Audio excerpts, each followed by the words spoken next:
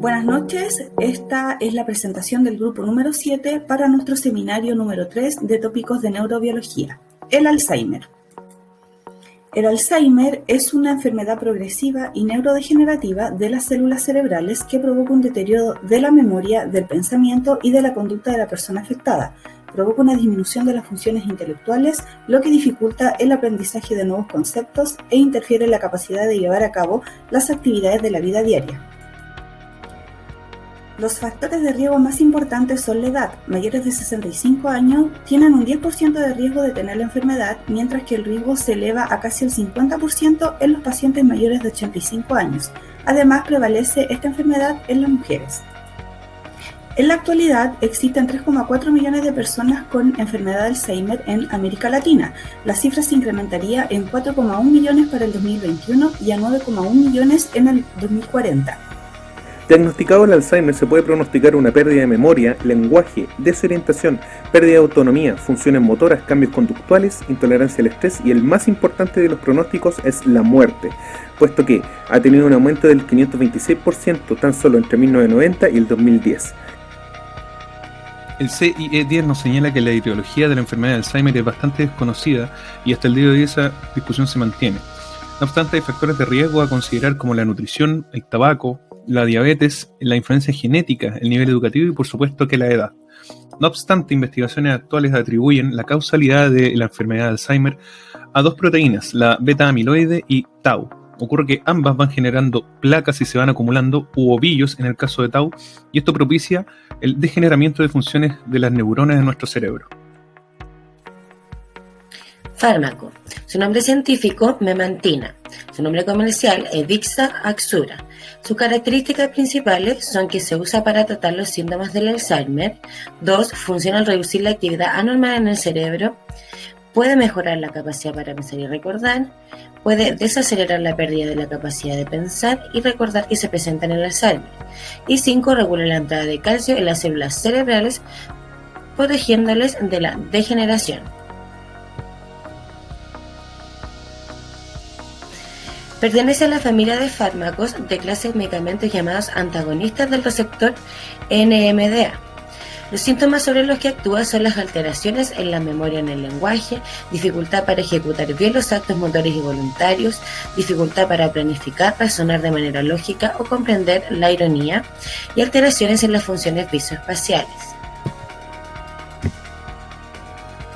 Efectos que produce es mejora el rendimiento en la memoria y atención, la mejora de la dificultad para ejecutar bien los actos motores y voluntarios, mejora el rendimiento en el racionamiento y el lenguaje y mejora la realización de las actividades de la vida cotidiana. Efectos de la memantina en la enfermedad de Alzheimer a nivel sistémico y celular.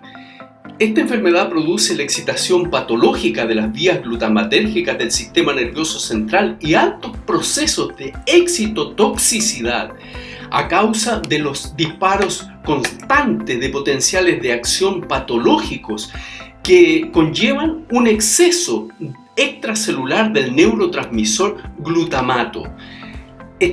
Esto produce altas concentraciones de calcio a nivel intracelular, la neurotoxicidad y la muerte celular. Podemos esto apreciarlo al comparar dos cerebros de una persona sana y de una altamente afectada por el Alzheimer y ver cómo las zonas del hipocampo y también de la corteza cerebral han sido afectadas, lo que daña la plasticidad neuronal, el aprendizaje, la memoria y la toma de decisiones. En lo molecular actúa en los receptores de glutamato. Nos interesa especialmente los receptores AMPA y los NMDA. ¿Cómo es el proceso de acción? Cuando el glutamato se liga con el receptor AMPA se produce una estimulación inmediata, cierta despolarización de la membrana, aumenta el calcio intracelular.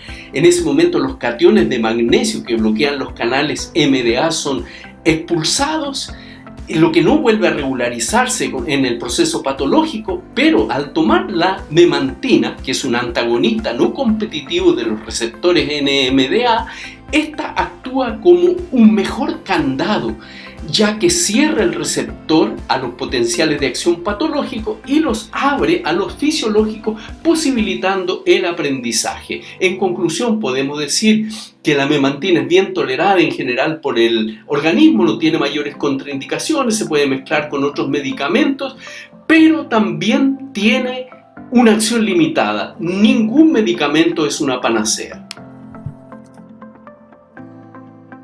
En cuanto a los tratamientos sobre Alzheimer, veremos algunos de los más utilizados, y siendo el principal la estimulación cognitiva, la orientación de la realidad, terapia ocupacional y la musicoterapia, que es con la cual nos quedaremos.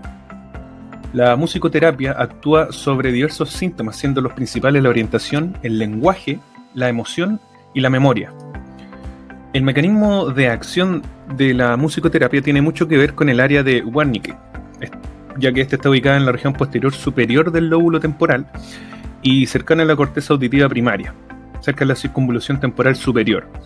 Ocurre que su función es la comprensión del lenguaje justamente, por lo que debe transformar la información auditiva en unidades con significado. Al utilizar la musicoterapia, tras atravesar el sistema auditivo, la información auditiva llega al área de Wernicke para ser comprendida y después, a través del fascículo arqueado, llegar hasta el área de Broca. A partir de aquí, la información recibida de forma auditiva se almacena en la memoria para posteriormente poder generar una respuesta y enviarla a través del área de la corteza motora para expresarla verbalmente. Esta es una de las razones de por qué con la musicoterapia las personas que tienen EA pueden volver a hablar luego de que ya habían perdido esta capacidad, pero siempre es momentáneo. Con eso damos el cierre porque, como conclusión, nosotros creemos que la musicoterapia es una terapia situacional, es decir, se utiliza en el momento, es provisoria porque no tiene un resultado a largo plazo, aunque en el momento es efectiva y observable, por lo que se recomienda claramente que no haya una comparación con el fármaco que nosotros hemos estudiado como memantina, sino que su terapia sea utilizada de manera mixta y se fusionen ambos efectos.